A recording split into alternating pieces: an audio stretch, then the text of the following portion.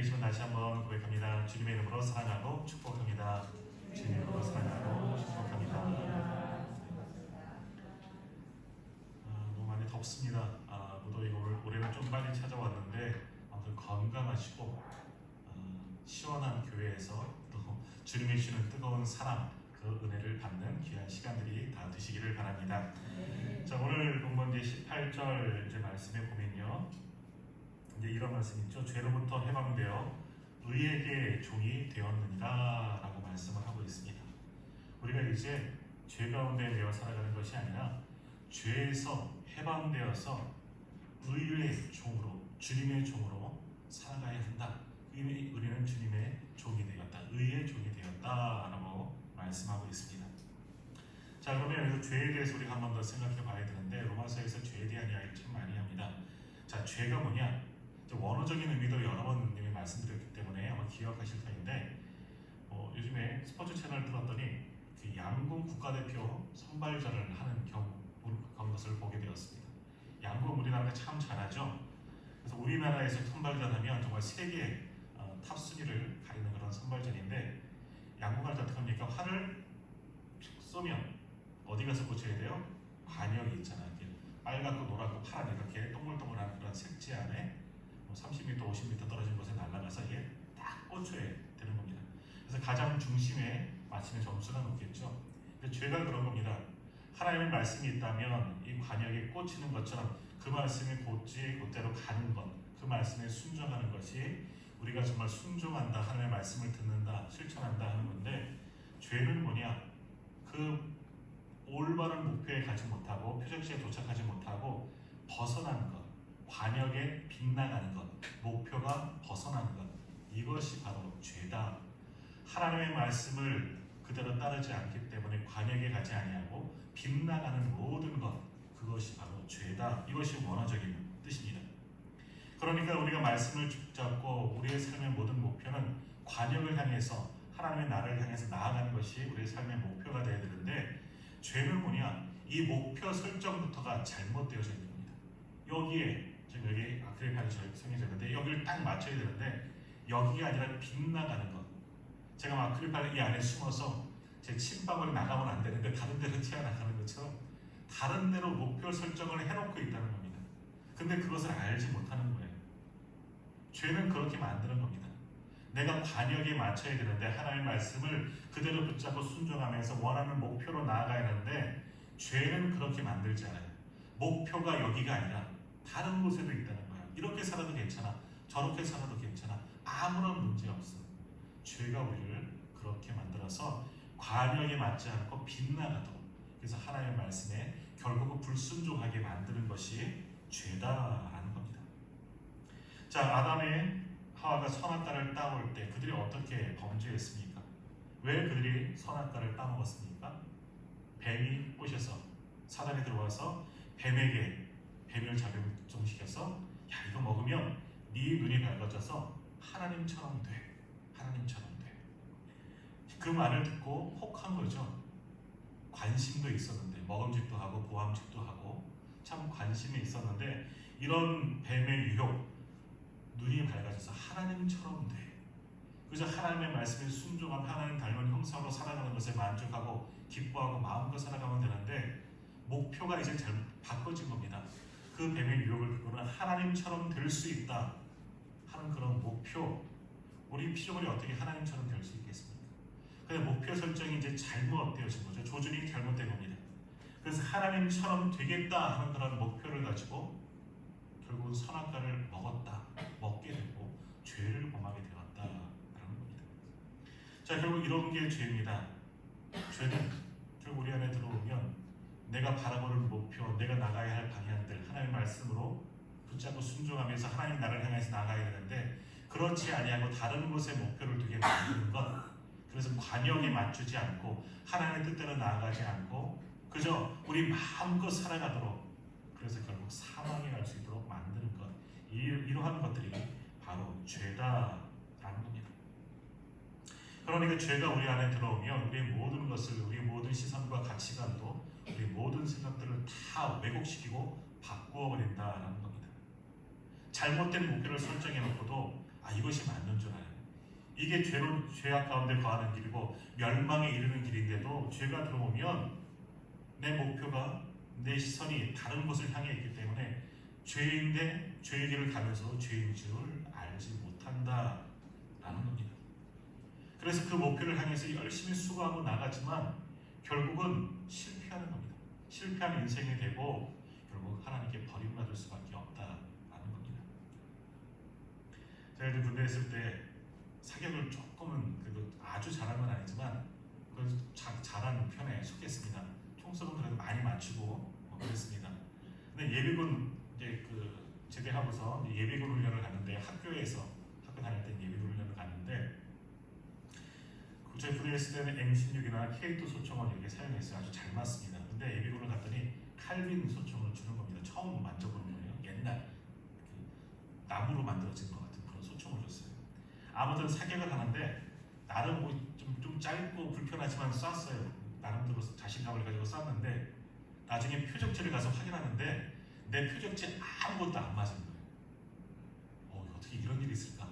아무리 사격을 못해도 이 정도는 아닌데 그래서 어떻게 창피한 거예요. 내가 이렇게 사격을 못했나? 근데 옆에 있는 사람이 놀라는 거예요. 와, 나 6발이나 맞췄어. 무슨 얘기예요? 제가 어느 거 쐈게요? 제 거 써야 되는데 옆에 사로에 있는 걸 쐈다는 거예요. 잘못 본 거예요. 중간에서 썼는데 하나 둘 셋 넷 다 세알이어서 여기구나. 여기가 목표인 줄 알고 여기가 목표인데 여기가 목표인 줄 알고 여기다 계속 쏜 거예요. 나름 잘 쐈더라고요. 잘 뭉쳐있더라고요. 총은 별로 안 좋지만. 그래서 그런 거예요. 죄가 이런 거예요. 목표가 다른 곳에 있는 거예요. 나름대로 열심히 수고해서 저도 총을 잘 쐈어요. 나름. 근데 목표를 수정을 잘못해 놓으니까 다른 곳에 맞았어요. 열심을 냈지만 소용없는 일이 되어버리고 말았다는 겁니다. 내 관역에는 하나도 안 맞았잖아요. 죄가 이렇게 만든다는 겁니다. 우리 안에 죄가 들어오면 하나님의 방법으로 하나님의 시선으로 하나님께서 원하시는 것을 바라보고 그곳으로 나아가야 하는데 죄는 그것을 가려버립니다. 다른 것을 바라보게 만드는 겁니다. 옆에도 기웃거리고 왼쪽 것도 기웃거리고 이게 더 좋아 보이고 저게 더 좋아 보이고 다른 목표를 수정합니다. 여기 있어야 될 목표가 조금씩 옮겨져서 다른 것 이게 더 훨씬 좋아 보이는 거거든요. 그것으로 빠지게 되고 결국 이 일을 위해서 이게 최고인 줄 알고 이게 내 목표다. 이게 열심이다. 생각하고 헛된 열심을 하면서 계속해서 살아가는 겁니다. 그런데 잘못된 거는 모르는 겁니다. 계속해서 더 잘못되는 길 조금만 처음 갔을 때 이게 잘못된 길이구나. 다시 목표를 수정해서 이렇게 와야 되겠구나.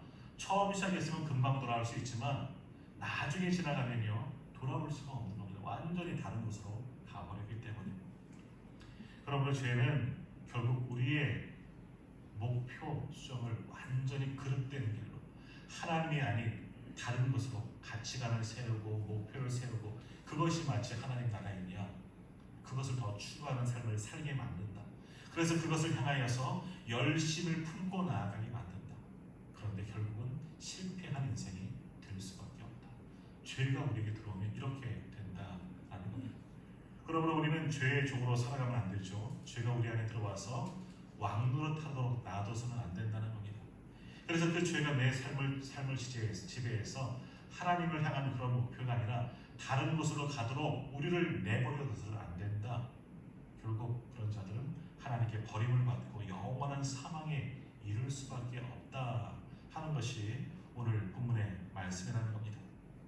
자, 그러면 우리를 이렇게 그릇되게 만드는 죄에서 벗어나기 위한 방법, 우리가 해야 할 일은 무엇이냐라는 겁니다. 자, 오늘 보면 16절 말씀을 한번 같이 읽겠습니다. 16절 말씀 같이 읽겠습니다. 너희 자신을 종으로 내주어 누구에게 순종하든지 그 순종함을 받는 자의 종이 되는 줄을 너희가 알지 못하느냐? 혹은 죄의 종으로 사망에 이르고 혹은 순종의 종으로 의에 이르느니라. 아멘. 이게 이제 오늘 본문의 말씀의 오늘의 제목이에요. 누구의 종입니까? 오늘 본문의 오늘 말씀의 제목이죠. 자, 우리가 죄에서 벗어나기 위한 방법은 뭐냐? 해야 할 일이 뭐냐? 내가 누구의 종인 줄을 알아야 한다라는 겁니다. 다시 말하면 내가 어떤 주인을 모셔야 하느냐. 죄를 주인으로 모시면 여전히 죄 가운데 거하고 그것이 바른 것 같아도 죄로 갈 수밖에 없다는 겁니다. 그러나 주님을 우리의 종으로 순종의 길로 나아가면 주님께서 원하시는 그런 하나님 나라로 가게 된다는 겁니다. 주인을 잘 선택해야 한다는 것이죠. 왜요? 우리는 종이기 때문에. 종은 어떠한 사람들입니까? 종은 내 의지로 살아가는 사람들이 종이 아닙니다. 내 의지는 전혀 없습니다. 내 방법대로 살아가는 것이 아니라, 내 자유함으로 살아가는 것이 아니라 누구의 뜻대로? 주인의 뜻대로 살아가는 것이 종입니다. 종에는 섬기는 대상이 있죠. 따라가야 할 그 주인이 있는 겁니다. 내 마음대로 살아가는 것이 아닙니다. 그래서 종은 누구를 따르느냐, 누구를 섬기느냐, 거기에 따라서 그 정체성이 정해지는 겁니다. 죄를 따르면, 오늘 본문의 말씀처럼 죄를 따르면 우리가 죄의 종이 되는 것이죠. 의를 따르면 의의 종이 되는 겁니다. 자, 오늘 우리는 예수님을 따르는 사람들입니다. 그럼 우리는 누구의 종입니까? 예수님의 종입니다. 우리는 다 예수 그리스도의 종입니다. 예수 그리스도의 노예이고요. 그것을 조금 고상한 말로, 종이란 말을 듣기 싫으니까 뭐라 그래요? 우리는 예수 그리스도의 뭐라 그러죠? 제자라고 표현하는 겁니다. 하나님의 백성이라고 표현하는 겁니다. 그런데 우리는 종이에요. 결국 제자도 스승을 따라가는 자들이잖아요. 백성도 왕의 통치를 받는 거잖아요. 우리는 주님의 종이요, 제자이고 백성이라는 겁니다. 우리의 선택대로 살아가는 것이 아니라 종이 주인이 이끄는 대로, 우리의 왕 되신 하나님께서 나아가시는 대로, 통치하시는 대로, 우리의 스승인 주님께서 이끄시는 대로 그렇게 따라가는 것이 우리가 살아가야 할 본분이다라는 겁니다. 그냥 따라가기만 하면 되는 거예요. 따라가면 결국 하나님 나라에 이르고 의의 종이 될 수가 있는 겁니다. 그러니까 우리가 주인을 잘 선택해야 되는 겁니다. 내가 또 어떤 분을 주인으로 영접하고 모시느냐, 이것이 정말 중요하다라는 겁니다. 그래서 오늘 16절에서 뭐라고 이야기합니까? 죄를 따라가면, 죄 가운데 거하면 죄의 종이 되고 그 결과는 어떻게 된다? 사망에 이르게 된다. 계속해서 로마서 6장 하반절에서 하반부에서 계속해서 이야기하죠. 죄를 따라가면 죄의 종이 되고 그 죄의 결과로 사망, 그냥 죽는 게 아니죠. 완전한 영적인 죽음, 하나님 앞에 죽음입니다. 다시 살릴 수 없는 그런 죽음이죠. 영원한 죽음에 사망에 이르게 된다. 그러나 예수님을 따라가면, 예수님을 우리의 주인으로 영접하고 나의 스승, 나의 왕으로 영접하면 순종의 종이 되어서 의에 이르게 된다. 하나님 나라에 이르게 된다. 천국 백성이 되게 되는 겁니다. 그래서 우리가 무엇을 선택하느냐에 따라서 사망에 이를 수도 있고 생명과 의에 이를 수가 있다라는 겁니다. 무엇을 선택하시겠습니까? 당연히 예수님을 선택해야 되지 않겠습니까? 우리의 주인으로 예수님을 모셔야 하지 않겠습니까? 자, 요한복음 15장에 보면 우리가 잘 아는 포도나무 비유가 납니다. 나는 포도나무에 너희는 가지라. 그가 내 안에, 내가 그 안에 거하면 사람이 열매를 많이 맺나니 나를 떠나서는 너희가 아무것도 할 수 없습니다 라고 말씀하십니다. 이 말씀에서 주님은 포도나무요, 우리는 뭐라 그래요? 가지라고 말합니다. 가지. 이 가지가 어떤 나무에 접붙여 있느냐 따라서 그 열매가 좌우된다라는 겁니다. 나쁜 나무에 접붙여지면 나쁜 열매를 맺게 되겠죠. 아니면 아무런 열매도 맺지 못하고 말라 죽을 수 있습니다. 그러나 참 포도나무이신 예수님께 딱 접붙임을 당하면, 예수님께만 붙어 있으면 내가 비록 연약하고 내가 비록 부족하더라도 예수님으로 인하여서 우리는 풍성한 열매를 맺을 수 있다. 그러니까 우리가 주님께 붙어 있어야 된다. 주님을 나의 주인으로 선택해야 한다. 그러면 풍성한 열매와 상급이 우리에게 주어지게 된다 하는 말씀입니다. 그래서 오늘 우리가 부른 찬양 가운데 내가 주인 삼은 모든 건 내려놓고 주님 앞에 나와 예배하라, 그런 겁니다. 그 찬양을 부른 겁니다. 지금까지 우리는 우리의 인생의 주인을 누구로 삼았습니까? 나로 삼았어요. 또는 물질로 삼았고 세상에 어서 얻을 성공, 권세, 명예, 이런 것이 우리가 추구해야 할 주인, 그것을 바라보는 삶을 살았다는 겁니다. 그런데 오늘 불렀던 찬양도 나오지만 이러한 모든 것 다 내려놓으라 말합니다. 다 쓸데없다라는 겁니다. 아무짝에도 필요 없는 것들이다. 헛된 것들이다라는 겁니다. 하나님 대신 우리의 주인으로 삼았던, 그것이 전부인 줄 알고 최고인 줄 알고 삼았던, 그래서 그것을 추구하는 모든 삶은 결국 잘못된 삶이다. 그런 모든 건 내려놓고 주님만으로 돌아와라. 주님께로 돌아와라. 주님만이 나의 전부이고 나의 목표로 삼고 주님께 나아가는 삶을 그렇게 우리가 살아가야 한다. 그렇게 오늘 우리가 찬양하고 오늘 본문의 말씀도 그런 것을 이야기하는 겁니다. 주님만이 다른 것을 목표로 삼고 결국 그것을 향하여 열심히 달려가봤자 그것을 최선을 다하고 최고로 잘하는 길인 줄 알고 잘한 선택인 줄 알고 달려가봤자 결국 처음부터 잘못되어졌기 때문에 마지막 나타나는 결과도 오늘 본문의 말씀처럼 사망에 이를 수밖에 없다라는 겁니다. 그러니까 그런 모든 것들 다 내려놓고 주님께 돌아와라. 주님께만 붙어 있어라. 그것을 말씀하고 있는 겁니다. 자, 오늘 우리가 새벽에 이제 아가서 오늘까지 말씀을 다 보았습니다. 그동안 우리가 솔로몬이 쓴 이제 잠언, 전도서, 아가서의 말씀들을 이제 차례차례로 이제 묵상을 했습니다. 이제 오랫동안 보았지만 다 마쳤는데, 자, 이 말씀들을 보면서 여러 가지 생각들을 아마 하셨을 겁니다. 우리 솔로몬이 정말 하나님을 주인으로 모시고 하나님을 목표로 삼고 나아갔을 때, 요즘에 보았던 아가서의 말씀처럼 하나님과의 깊은 사랑의 교제를 나누며 하나님의 사랑 안에 거했을 때 하나님이 복 주시고 하나님께서 지혜를 주셔서 형통히 하시고 나라도 부강하게 만들으셨습니다. 하나님의 은혜로 놀라운 은혜 가운데 가는 그런 귀한 삶을 살았습니다. 그런데 솔로몬이 하나님 대신 다른 것을 바라보고 그 자리를 다른 것들에게 내어주었을 때 어떤 일들이 일어나니까 전도서의 주제처럼 헛되고 헛되며 헛되고 헛되니 모든 것이 헛되다. 하나님 없는 삶, 내가 내 지혜를 가지고 내 방법을 가지고 내가 왕으로서 이것도 해보고 저것도 해봤지만 야, 이게 다 잘못됐구나. 하나님이 목표가 아니라 하나님이 아닌 것을 목표로 삼고 그것을 열심히 하고 달려나갔더니 모든 것들이 헛된 삶이었구나, 덧없었구나. 인생의 말년에 그것을 깨닫고 지은 전도서의 말씀도 보았습니다. 그러면 아가서의 말씀처럼 하나님의 사랑 안에 거하고 내가 하나님께 속한 사람입니다. 하나님 내 안을 품어주시고 나와 함께 하십시오. 그럴 때 잠언에서 지혜를 얻은 것처럼 하나님의 사람으로 살아갔던 것처럼 그런 하나님의 지혜 가운데 놀라운 은총 가운데 거할 수가 있습니다. 그런 솔로몬을 우리가 말씀을 통해서 보았습니다. 이제 마찬가지예요. 우리 인생의 참된 가치가 무엇에 있느냐, 어디에 있느냐, 이것을 분명히 알고 설정해야 한다는 겁니다.